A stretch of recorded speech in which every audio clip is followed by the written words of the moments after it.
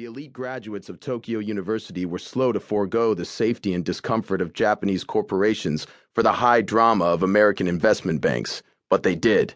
And before long, a style of capitalism had become one of America's leading cultural exports. It had all begun with seemingly dry and boring changes in technology, financial regulation, and levels of debt in America, but it ended with a revolution in everyday commercial behavior. The pieces collected in this book are mainly set in and around the new money culture. They all relate, in one way or another, to the marvelous commercial madness of the 1980s. I've ordered them geographically, with a section each on America, Europe, and Japan. I won't pretend they were written with the intention of hurting them between hardcovers, but I don't intend to apologize for them either.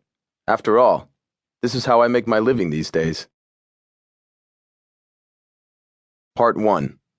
New World.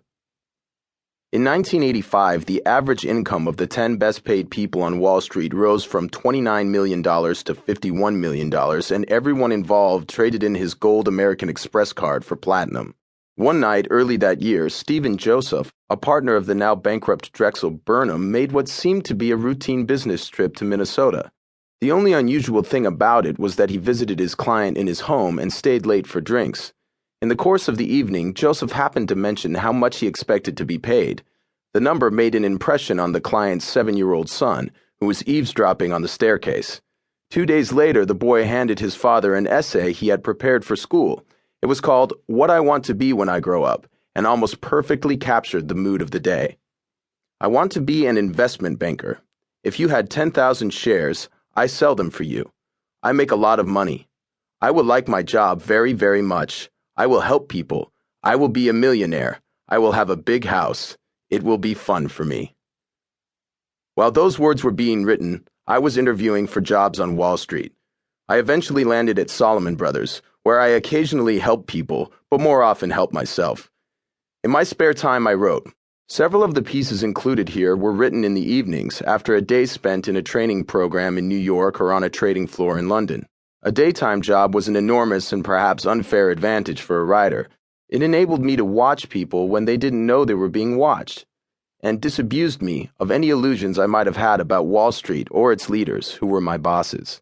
In my defense, I can only say that my bosses knew what I was doing all along. One even took it upon himself to read my pieces before they appeared in print. There was one exception. After the stock market crash of October 1987, I surreptitiously published an article entitled, When Bad Things Happen to Rich People. I used a female pseudonym, Diana Bleecker, mainly because I didn't want to be fired.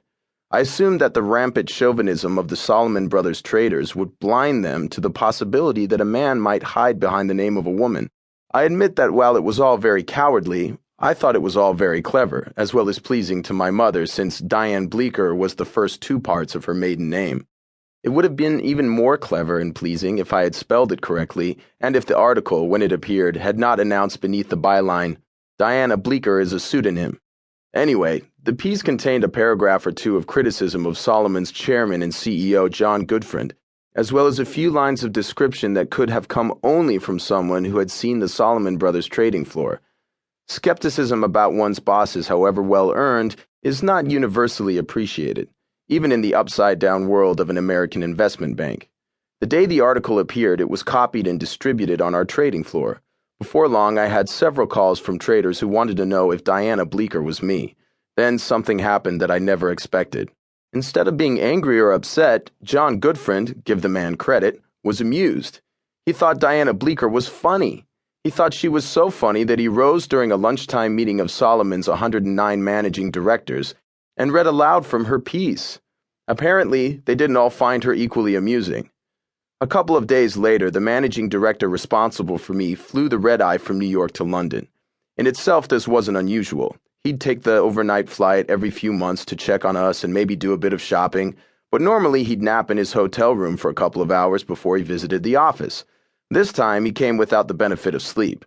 I recall that he looked as if he were running on amphetamines as he stormed through the office door. The man was troubled. That made 2 of us.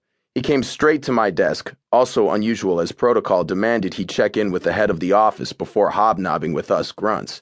He smiled his most disarming smile, and he said, I would just like to know one thing. Did you write that article?